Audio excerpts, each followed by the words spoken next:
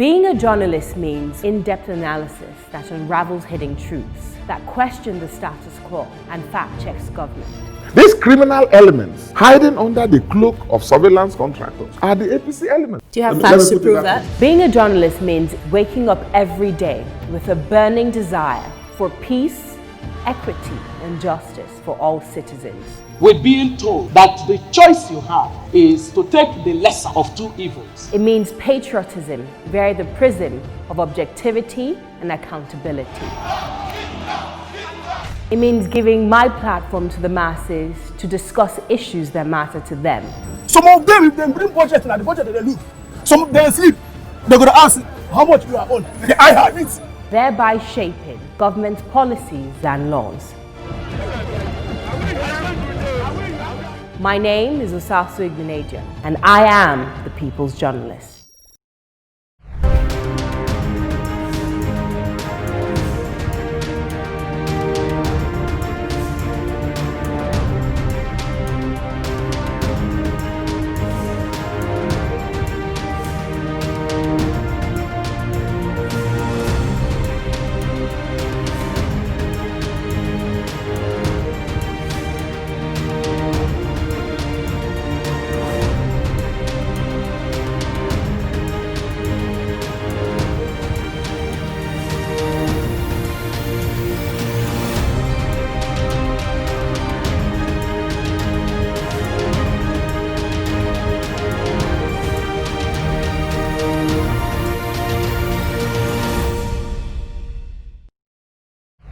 North to South Africa,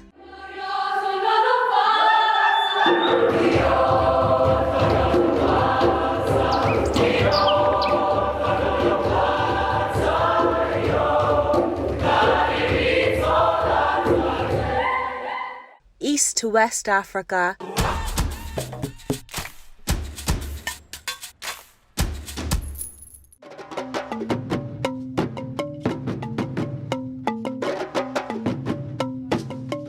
TOS TV Network is your digital-first Pan-African news network, bringing you news from across the continent.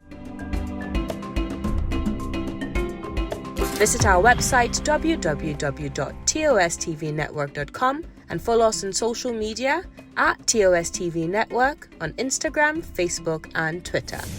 Today on the Osasu Show, we take you through the implications of the second wave of the coronavirus pandemic, also known as COVID-19, and how citizens can respond in adherence to COVID-19 protocols for their safety.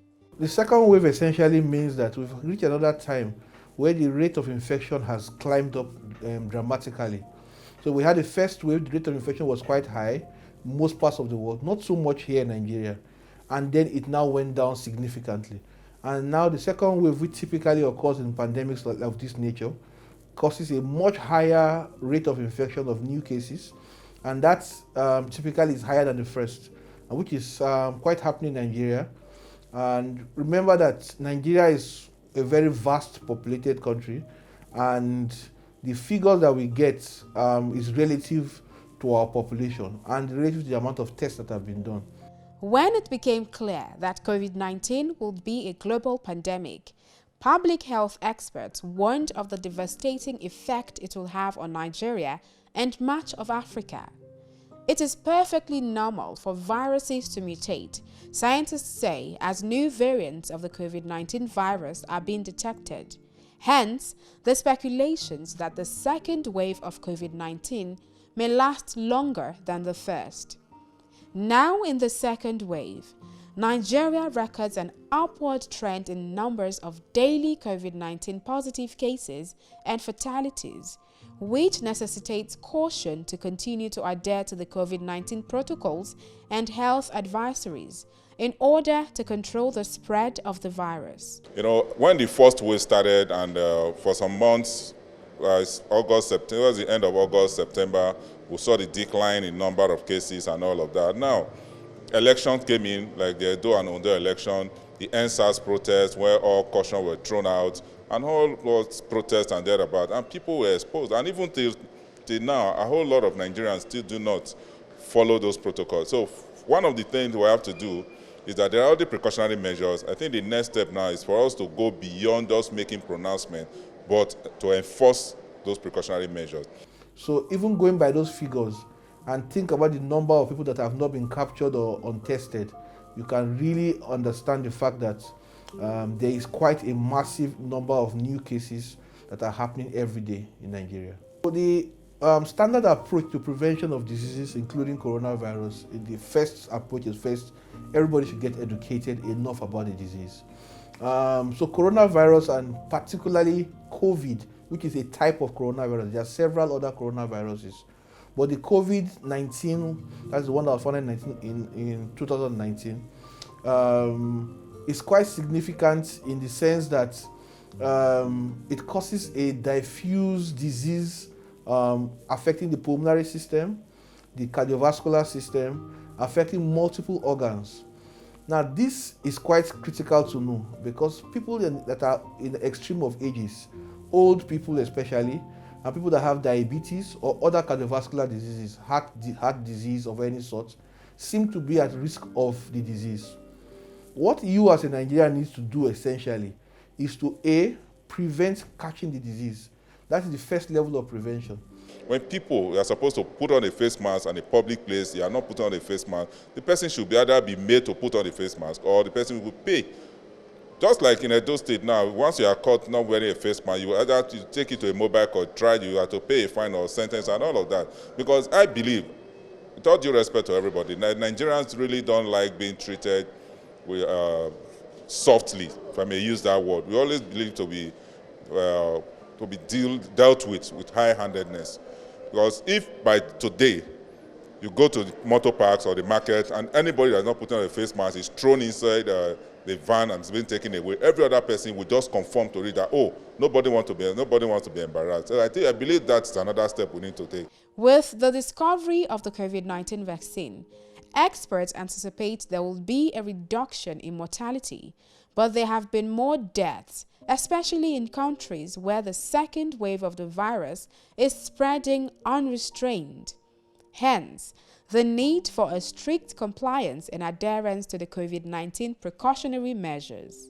In terms of first principles, some of the precautionary measures we can take to prevent being infected is one, keeping a safe distance from the nearest person to you, especially outside of family circles when you are in the public. It is believed that a distance of about 1 to 2 meters is required to limit the number of particles, infected particles that we could potentially inhale from someone who is a carrier and who is standing or sitting next to us. We need to enforce the use of face masks, maintain social distancing, and also good thing about the clubs and social gathering, restrict the number to 20. But I must say this, there are a lot of places where it might be a little bit difficult to maintain this, like one, markets, motor parks. These are crowded areas, so we have to be extra careful on how to enforce all of this. I'm not saying it's not impossible, it's something that can be done. So, but I believe these issues need to be enforced. Wear a mask. And to wear a mask means that you are more even protecting other people than you are protecting yourself. The mask has much more effect in keeping whatever that I have from reaching you than it has from preventing other things from coming. So if everybody is wearing the mask, then we are all safe. If you are the only one wearing the mask, then you're probably protecting others, but you need to do it more often. The second, and perhaps more important, because it not only prevents the spread of COVID, it also prevents the spread of other diseases like typhoid, other bacterial diseases, is washing of hands and cleaning the hands properly. Now, most people don't know how to wash hands properly, so that's the problem. So what you need to do is to wash the hands, take the two hands, you need to wash for at least 40 seconds. Front, in between, behind the hands, then the thumb, down to the wrist, and then over it, and then now rinse properly. This has to be done even if you're using hand sanitizer. For a hand sanitizer, it needs to be done for at least 20 seconds and done until it dries, not like this and then clean on yourself. So really that's what must happen to help prevent. Those two things are quite critical. The third thing that is quite critical is physical distancing. I do not call it social distancing, I call it physical. because really there should be a physical space between people. Now, one of the reasons why COVID seems to affect a lot of people is the sense that if he's my friend, if he's my brother, he cannot transmit something to me. So more likely than not, it travels faster among family members who feel they don't need to wear a mask because they know each other. So it really doesn't have to be that way. The rise in mortality shows that the second wave of the pandemic is deadlier than the first, as more patients are symptomatic and require breathing support. After months of lockdown with the attendant economic downturn, job losses, rise in domestic violence and health emergencies, coupled with biting hunger, measures taken should strike a balance between saving lives and minimizing the impact of the pandemic on the economy and social well-being of citizens. Shabby compliance to the COVID-19 protocols amidst school resumption is another issue of great concern to citizens and other stakeholders. Some schools are already taking personal responsibility in safeguarding their staff, students, as well as the entire school community. For example, in my school, Fontaine International School, we had to send every teacher, every staff of the school for the COVID test. And everybody who turned out negative was certified fit to resume duties. And we've not had any positive case yet. But even if we do, we'll find a way to isolate them and get them treated before they join the workforce. And we gave the same directives to our parents and the children, and they are all complying. At this point, children's education should be top priority. Extending resumption is not going to send COVID away. It's only going to make things worse. For the school resumption, I won't say it's the right time. I won't say school should not also resume, but I will put it in this perspective as a health worker, as a medical doctor. Yes, we are having spikes of number of cases are increasing now. Yes, I agree. And if we have to go by that, should school resume at this point? I would say no. But another thing you should also take into cognizance is that how long is this going to take? First and foremost, we are not even making use of the technological advancement, the issue of virtual lectures and all of that, which really have not really started because of our networks. Now, we're going to say that children or students should stay off school for as long as this is going to be. It's not also a good idea. I think this time around, I think we need to balance what we have. Yes, even if these children are asked to go to school with a face mask and face shield on, you cannot tell what they will be doing in school. I have kids. Sometimes when I take them, I'll put it in face mask. If I turn and look elsewhere, they put off the face mask. I will tell them, okay, put it back again. They might not be putting it on all the time. And sometimes kids might be playing and grab another person's face and put on the face and stuff like that. Yes, this is an avenue for the disease to spread. I agree. But we need to balance this whole thing because nobody can tell when this COVID is going to end. We cannot rule out the fact that COVID-19 is the reality, is the norm of this millennium, and we have to live with it. Even with the second wave of the virus, the only thing that I think is best at this point is to make sure that the measures in place are stricter than before. Government authorities are equally worried that the coronavirus infections is witnessing a spike as citizens ignore safety measures, which may lead to a jump in infections that could force another lockdown, hurting the economy. Citizens share on how they are taking steps to ensure compliance. I make sure that I use hand sanitizer, use my face mask regularly, avoid crowded area, wash your hands as often as possible. I make sure I stay safe, wash my hands regularly and wear my face mask. Even in the vehicle, I make sure I stay far away from people. I don't contact my body with them. As you can see me, I'm with my face mask. Anywhere I go, I put it on. If I get to where I'm going, I wash my hands with soap and running water. So I keep to it. In order to protect our health, health is wealth. So me personally, I always move my face mask. We follow the rules which have to do with washing your hands regularly and always put on your face mask like I have one right now and cough into your elbow and all of that. So I think that is what is necessary to do. Just follow the guidelines. Business executives, by providing workers, customers, and worksite visitors with a place to wash their hands, alcohol-based hand rubs containing at least 60% alcohol, and following other COVID-19 guidelines, will not only show a corporate social responsibility, but engender commitment to public health. We have to put strategies in place, we have to put measures in place and all that, and we're trying as much as possible, working with the NCDC, trying as much as possible to make sure we put the requirements in place. For example, we have installed the full body disinfectant, we have sanitizers around the place. Our housekeepers go around and clean the environment at least like 10 times a day, We clean places, public areas that are frequently touched, like the reception, the public tables and things like that. We clean those almost every 30 minutes to disinfect it. Sanitizers, temperature, all those things, we had to even as part of our marketing, we are a safe place.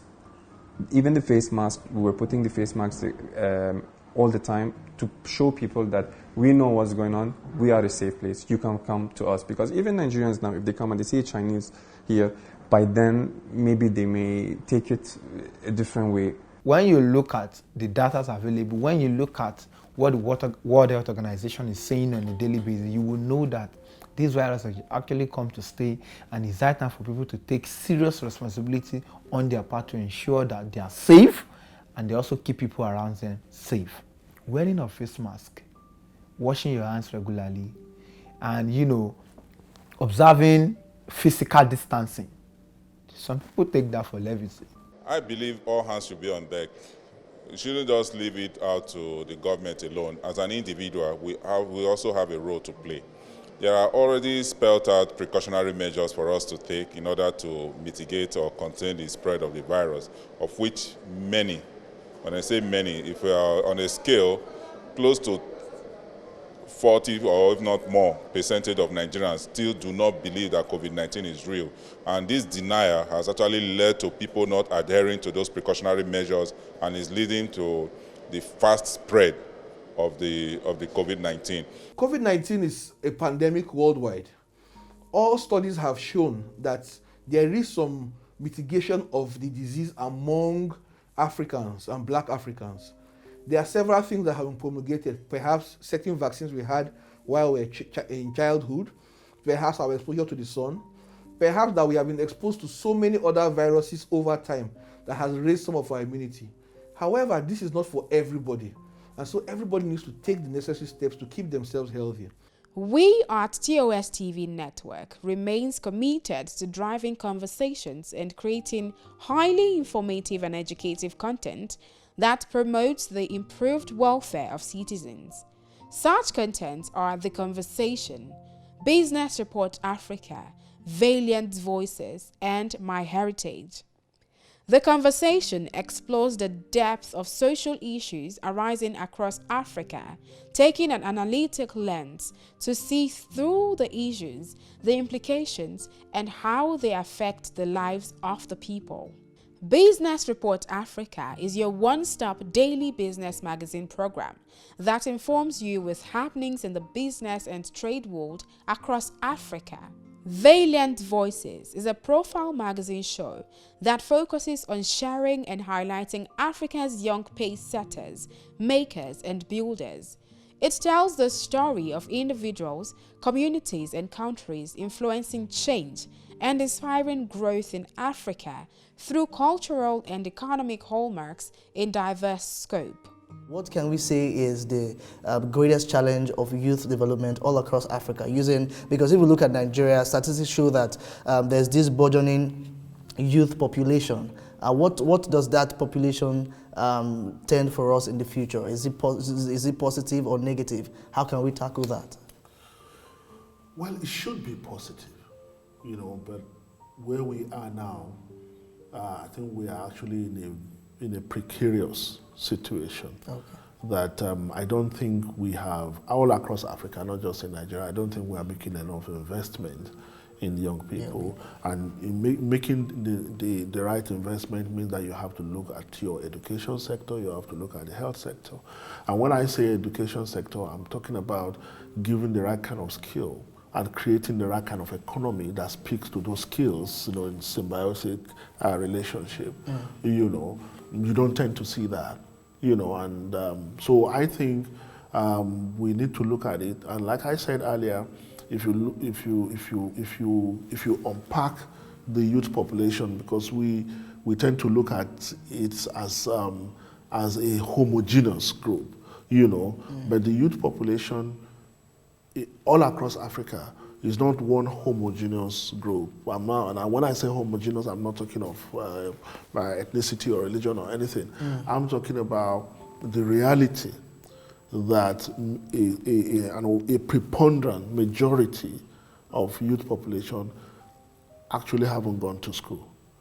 You know, so, and I think those of us on this side of policy making need to understand that when we look at the youth population, we more often than not, we tend to see the ones who, like yourself, who are educated, who we can engage with. If we move to that, the second level, we tend to see those ones that tend to that we see on the street, right?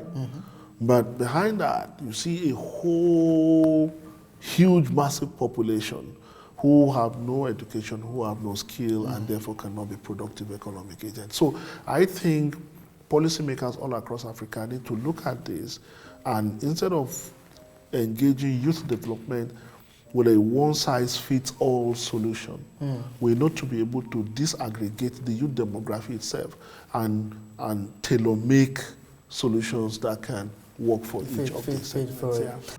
Despite Africa's richness in natural and mineral resources, Africa's greatest asset remains her iconic and enchanting cities, people, tradition, culture, and languages. The continent is very diverse in nature, and this show seeks to shine light on this. My Heritage is a docu-series that breaks the ice by taking viewers on a tour of the African continent. Hello Africa and the rest of the world. This is My Heritage. I am Adesuwa Osui, your most dedicated guide on various breathtaking trips across the African continent, fused with history and culture. Today, I will be taking you to a place where you can surf and scuba dive in one day, dance the samba and funana on the second, and scale a volcano on the third. All in an environment where the mercury never falls below 25 degrees Celsius. Yes, that will be Cabo Verde, or Cape Verde as many know it.